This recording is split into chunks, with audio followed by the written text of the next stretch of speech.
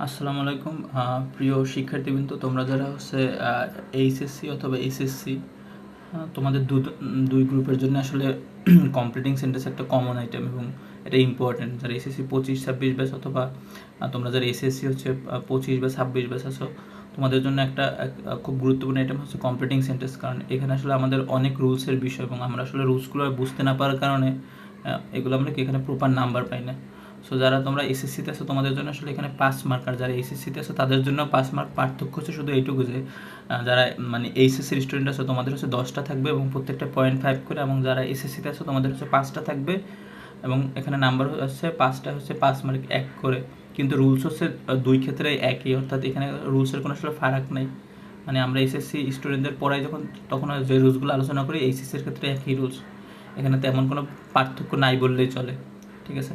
So দেখো, আমরা এই ক্লাসটা আসলে তোমরা মনোযোগ দিয়ে দেখলে আশা করি হচ্ছে তোমাদের মানে আমি বলবো না যে 100%, বাট অ্যাটলিস্ট 95% এখানে যে তোমাদের সমস্যা আছে বা তোমরা এখানে এটা কীভাবে অ্যাপ্রোচ করবে অথবা কীভাবে মানে সঠিক অ্যান্সারটা দিবে, অনেক কিছু আমরা এই যে কোশ্চেন নিয়েছি এখানে 10টার ভিতরে আলোচনা হয়ে যাবে। সো আমরা প্রথম যে হচ্ছে প্রশ্ন, দেখো এখানে প্রথম প্রশ্ন বলছে যে we take physical exercise we take physical exercise so that. দেখো এখানে রুলস হচ্ছে সো দ্যাটের রুলস। এখন সো দ্যাটের রুলস হচ্ছে প্রথম অংশ যদি হচ্ছে প্রেজেন্ট টেন্সে থাকে, দেখো এখানে টেক আছে, টেক প্রেজেন্ট ইনডিফিনিট টেন্স, তাহলে পরের অংশ আমাদের হচ্ছে সাবজেক্ট আসবে, সাবজেক্টের পরে ক্যান আসবে। এখন আমরা হচ্ছে ফিজিক্যাল এক্সারসাইজ নেই, সো দ্যাট মানে হচ্ছে যাতে করে আমরা ফিজিক্যাল এক্সারসাইজ করি, যাতে করে আমরা কেন করি, যাতে করে কি আমরা সুস্থ থাকতে পারি। তাহলে এখানে সাবজেক্ট হচ্ছে উই, তাহলে আমরা অ্যান্সারটা লিখি সো দ্যাট। দেখো সো দ্যাট উই, এখন আমি কি বলছি, আমরা বলছি যে এইখানে যদি প্রেজেন্ট ফর্মে থাকে, এখানে টেক যেহেতু প্রেজেন্ট ফর্ম, সুতরাং এখানে কি আমাদের মানে প্রেজেন্ট ফর্ম আসে উইর পরে, so that we can keep hour selves, মানে আওয়ার সেলফের প্লুরাল হচ্ছে আওয়ার সেলফস ফিট, আমরা আমাদেরকে কি ফিট রাখতে পারি, সুস্থ রাখতে পারি। ওকে, সরি আমরা এখানে একটু ভুল হয়েছে, sorry. We can keep our self fit বানানো হবে FIT, we can keep our self fit. So দেখো আমি আরেকবার বলি রুলসটা, এখানে বলছে যে যেহেতু এখানে উই টেক ফিজিক্যাল এক্সারসাইজ, আমরা ফিজিক্যাল এক্সারসাইজ নেই সো দ্যাট যাতে করে উই ক্যান, এখানে ক্যান ব্যবহৃত হচ্ছে কারণ এখানে কি টেক এসে, we can keep our self fit. ধরো এখানে আমরা যদি অন্য একটা এক্সাম্পল দিই, যেমন হি ওয়েন টু স্কুল, সে স্কুলে গিয়েছিল so that he could learn something. So এক্ষেত্রে কি আমাদের ক্যানের কি চেঞ্জ হয়ে কুড হয়েছে, কেন হয়েছে, কারণ ওইখানে আমরা বলছি কি উই ওয়েন টু স্কুল, আমরা স্কুলে হচ্ছে গিয়েছিলাম সো দ্যাট যাতে করে আমরা কিছু শিখতে পারি, মানে পারতাম, অতীতের কথা বোঝানো হচ্ছে। সুতরাং তোমরা যেটা খেয়াল রাখবে সেখানে হচ্ছে গিয়ে এই প্রথম অংশ যদি প্রেজেন্ট থাকে তাহলে কি আমরা ক্যান ব্যবহার করবো, প্রথম অংশ যদি পাস্ট ইনডিফিনিট থাকে তাহলে আমরা কি কুড ব্যবহার করব, আর অর্থের সাথে সামঞ্জস্য রাখতে পারি। সো দ্যাট মানে হচ্ছে যাতে করে, যেমন হি ইটস, সে খায়, সো দ্যাট কেন খায়, so that he can live, মানে সে জীবন বাঁচাতে পারে, ঠিক আছে, সে বসবাস করতে পারে, so that he can live, বাঁচতে পারে।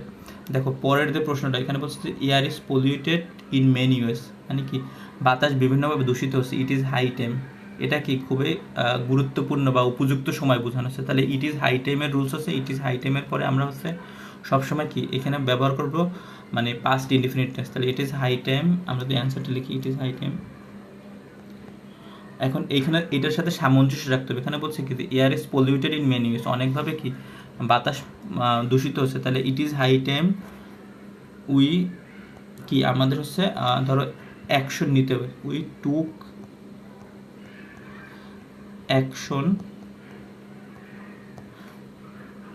টু স্টপ ইট, মানে এটা কি বন্ধ করার জন্য, টু স্টপ ইট, মানে ইট বলতে কী বোঝানো হচ্ছে, ইট বলতে বোঝানো হচ্ছে এয়ার পলিউশন। এখন যেহেতু হচ্ছে এয়ার ইজ দূষিত হচ্ছে বিভিন্ন কারণে, তাহলে ইট ইজ হাই টাইম, এই যে ইট ইজ হাই টাইমের পর past indefinite tense we took, এখানে টুক হচ্ছে ভার্বের কি V2 form, we took action to stop ইট।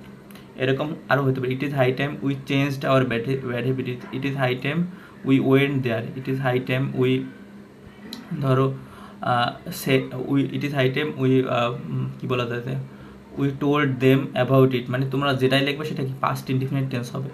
দেখো তারপরের প্রশ্ন যেটা সেটা হচ্ছে prosperity does not come in one's life automatically, অর্থাৎ সমৃদ্ধি বা সফলতা একজনের জীবনে কি অটোমেটিক্যালি আসে না। ইফ যদি এখানে বলছে you can not prosper in life, তুমি কি সফল হতে পারবে না। এখন দেখো এখানে যেহেতু ইফ ব্যবহার করা হয়েছে, তার মানে বুঝতে হবে এটা কন্ডিশনাল সেন্টেন্স থেকে দিছে। এখন আবার এই পাশে বলছে you can not prosper in life, এখানে এই যে ক্যান নট বা উইল নট থাকে হচ্ছে ফার্স্ট কন্ডিশনে। এখন ফার্স্ট কন্ডিশনের নিয়ম হচ্ছে ইফের পরে কি থাকে, ইফের পরে হচ্ছে প্রেজেন্ট ইনডিফিনিট টেন্স থাকে। এখন দেখো আমরা যদি অ্যান্সারটা লিখি, এখানে বলছে সি নাম্বার, দেখো সি নাম্বারে হচ্ছে আমরা যদি লিখি অ্যান্সার বলছে কি prosperity does not come in one's life automatically, মানে সফলতা একজনের জীবনে কি অটোমেটিক্যালি আসে না। ইফ যদি, এখন you can not prosper in life, তুমি হচ্ছে জীবনে কি সফল হতে পারবে না, একটা নেগেটিভ সেন্স বোঝানো হচ্ছে। তাহলে ইফ যদি কি, যদি তুমি কি মানে পরিশ্রম না করো তাহলে কি তুমি হচ্ছে জীবনে সফল হতে পারবে না। তাহলে যেহেতু এখানে নেগেটিভ বোঝানো হচ্ছে, এখানে কি আমরা নেগেটিভ কিছু লিখবো। তাহলে ইফ ইউ, আর যেহেতু আমরা কি বলছি যেটা প্রেজেন্ট ইনডিফিনিট টেন্সে যাবে, তাহলে ইফ ইউ ডোন্ট, আর ডু যেহেতু হচ্ছে ভার্বের মানে কি বলে যে সেকেন্ড পারসন সিঙ্গুলার, সুতরাং কি ডোন্ট হবে ইউ। ইফ ইউ ডোন্ট কি, if you don't work hard, if you don't work hard, তারপরে you cannot prosper in life. Okay, তারপরের যে কোশ্চেনটা আছে, time is very important in our life, সময় হচ্ছে আমাদের জীবনের জন্য খুবই গুরুত্বপূর্ণ। You can not succeed in life, তুমি হচ্ছে কি জীবনে সফল হতে পারবে না আনলেস। এখন খেয়াল করে এখানে যে আনলেস আছে, আনলেস অনেকটা ইফের মতো কাজ করে। এখানে আনলেস মানে যদি না, হচ্ছে যে you can not succeed in life, তুমি জীবনে কি সফল হতে পারবে না আনলেস, যদি না কি, যদি না কি, যদি না হচ্ছে তুমি তোমার, এখানে যেহেতু আমাদের সময়ের বিষয় বলেছে, সুতরাং আমরা এই যে সময়ের সাথে মানে এখানে মূলত যে টপিক্সের উপর বলা থাকে এই টপিক্স কেন্দ্র করে লেখা উচিত, এবং এটা যদি না লেখে তাহলে সেক্ষেত্রে কি নাম্বার নাও দিতে পারে। সুতরাং তো if you want to be in the safe zone, যদি তুমি হচ্ছে সেফ জোনে থাকছো, অথবা if you want to get highest mark, so you should follow the previous sentence and you should answer according to the sentence. যেহেতু এখানে টাইমের বিষয়ে বলা হচ্ছে, time is very important in our life, তাহলে আমরা টাইম নিয়ে কিছু একটা লিখবো। তাহলে you can not succeed in life unless you utilise your time properly, অথবা unless you use your time properly. আচ্ছা, তাহলে কোশ্চেন নাম্বার ডি, আনলেস যদি না you utilise, unless you utilise your time, utilise your time properly, আমরা সংক্ষেপে লিখলাম properly. ওকে, এখন দেখো এখানে আরেকটা বিষয় হচ্ছে যে এই যে আনলেস শব্দটা নিজে একটা নেগেটিভ শব্দ, এই জন্য কি আমরা এখানে কি আর নেগেটিভ ব্যবহার করা লাগে না, কারণ আনলেস মানে যদি না, এর ভিতরে একটা না আছে, যদি না ইউ, তুমি ইউটিলাইজ ইউর টাইম প্রপারলি, সঠিকভাবে ব্যবহার না করো, you can not succeed in life. Okay, পরের যে প্রশ্নটা আছে যে হি রোড ভেরি কুইকলি, সে খুব দ্রুত লেখে। He had finished the exam before, তাহলে সে কি মানে he had finished the exam, দেখো সে হচ্ছে পরীক্ষাটা শেষ করছে বিফোর দা। এখন এইখানে একটা জিনিস খেয়াল করি, এখানে আমাদের রুলস হচ্ছে বিফোরের নিয়ম, বিফোর এবং আফটার। যদি বিফোর থাকে, বিফোরের যে পূর্বের ক্লোজ সবসময় থাকে কি পাস্ট পারফেক্ট টেন্সে, এই জন্য হি হ্যাড ফিনিশড দ্য এক্সাম হচ্ছে পাস্ট পারফেক্ট টেন্সে আছে, এবং এইটা রুলস আছে, এবং বিফোরের পরের যে অংশ সেটা পাস্ট ইনডিফিনিট টেন্সে হয়। তাহলে সে হচ্ছে শেষ করছে পরীক্ষাটা বিফোর কিসের পূর্বে, before the bell rang, before the bell rang. এখন দেখো এইখানে হচ্ছে আমাদের যে এই যে দ্য বেল হচ্ছে সাবজেক্ট, আর র্যাং হচ্ছে রিংয়ের পাস্ট টেন্স, মানে এটা কোন টেন্স আছে, এটা আছে পাস্ট ইনডিফিনিট টেন্স। আর আমরা যেটা বলছি যে বিফোরের পূর্বে থাকে হচ্ছে গিয়ে পাস্ট পারফেক্ট, আর বিফোরের পরে থাকে পাস্ট ইনডিফিনিট। সুতরাং হচ্ছে সে পরীক্ষা শেষ করছে ঘন্টা বাজার আগে।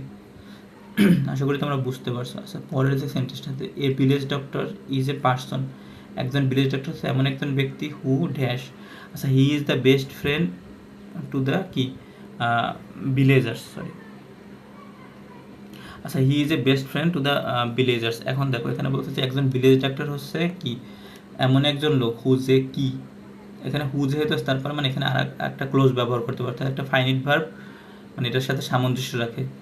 আর he is the best person to the best friend to the villagers, সে কি গ্রামবাসীর জন্য একটা সবচেয়ে ভালো বন্ধু। এখন a village doctor is a person, এমন একজন লোক হু, সে কী করে, ভিলেজ ডক্টর মূলত কি গ্রামের লোকদেরকে সেবা করে। সুতরাং আমরা এখানে লিখবো কি এফ জি নাম্বার হচ্ছে a village doctor is a person হু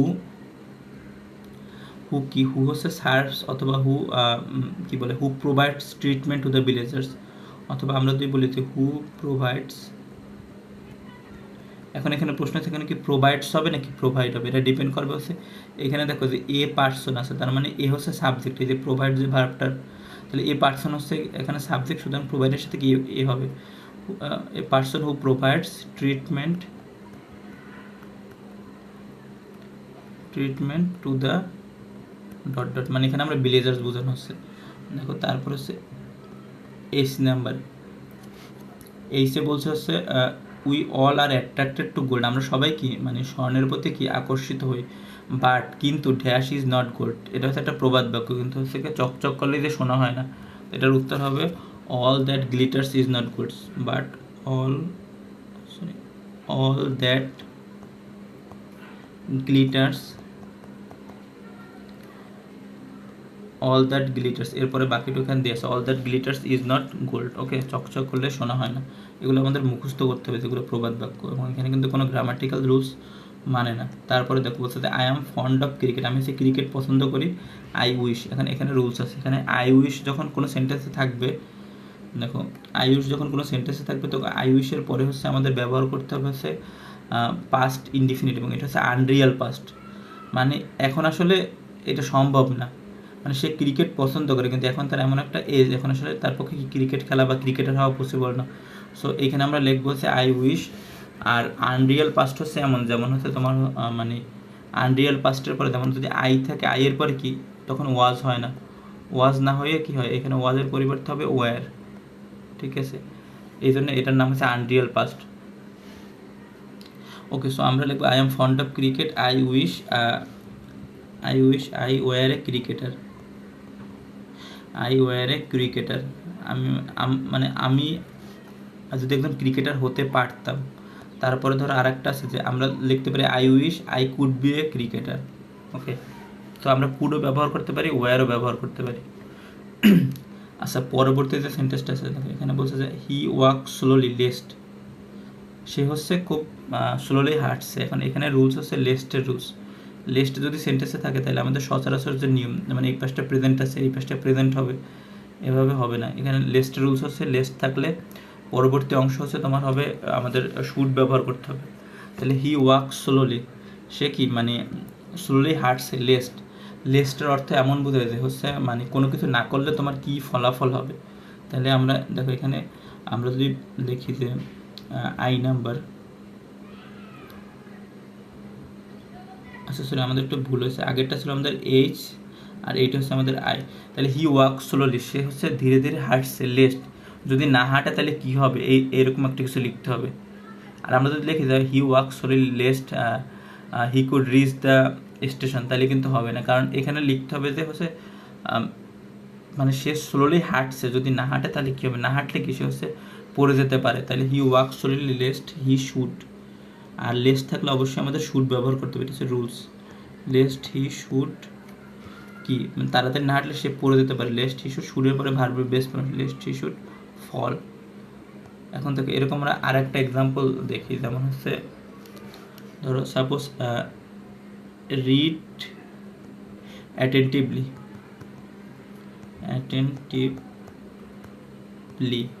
আচ্ছা এরপরে সাপোজ লেস্ট আছে, রিড অ্যাটেন্টিভলি লেস্ট। এখন এইখানে লেস্টের জায়গায় কি হবে, এখন মানে মনোযোগ দিয়ে পড়ো, ঠিক আছে, রিড অ্যাটেন্টিভলি মনোযোগ দিয়ে পড়ো, লেস্ট যদি না পড়ো তাহলে কি ইউ শুড ফেল, মানে তুমি কি ফেল করো মানে ইন দ্য এক্সাম। সুতরাং এখানে রুলস হচ্ছে মানে যদি কোনো সেন্টেন্সে লেস্ট থাকে তাহলে লেস্টের সাথে সামঞ্জস্য রেখে, মানে এটার অর্থ হচ্ছে পাশে ভয় হয়, অর্থাৎ মানে ভালোভাবে পড়ো, যদি না পড়ো তাহলে কী হবে, লেস্ট ইউ শুড ফেল। যেমন ওয়াক ফাস্ট লেস্ট, যদি তাড়াতাড়ি না হাঁটো তাহলে you should miss the train.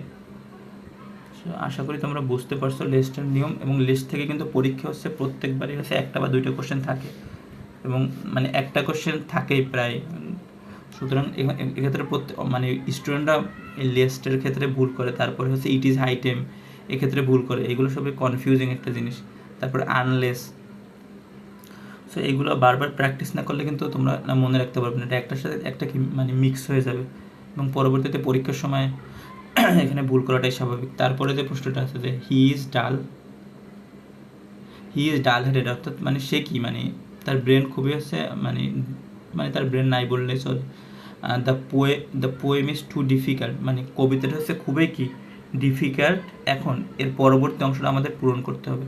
এখন যেহেতু বলা হচ্ছে সে হচ্ছে কি খুবই কি ডাল হেডেড, মানে সে যে আর কি পড়াশোনা আর কি কম পারে বা যার হচ্ছে ব্রেন কম, তাহলে যার ব্রেন কম তার জন্য কবিতাটা কি মুখস্থ করাটা খুবই কি difficult. The poem is too difficult for him to remember অথবা for him to understand. The poem is too difficult for him to ধরো আন্ডারস্ট্যান্ড, ঠিক আছে।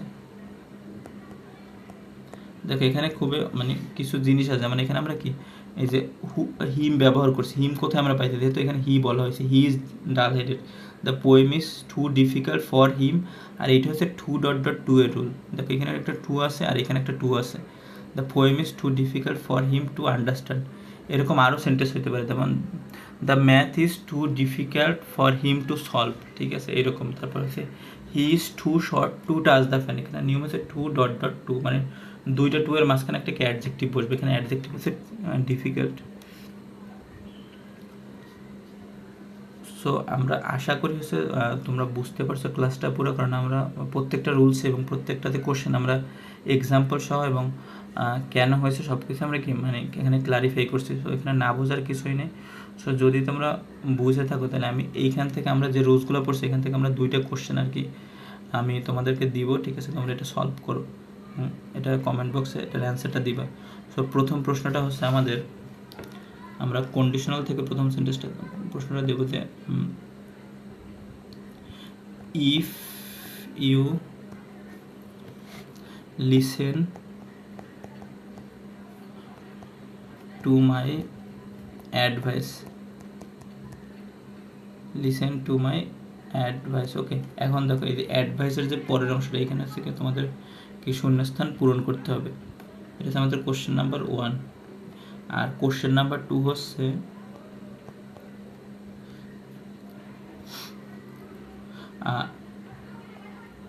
ইট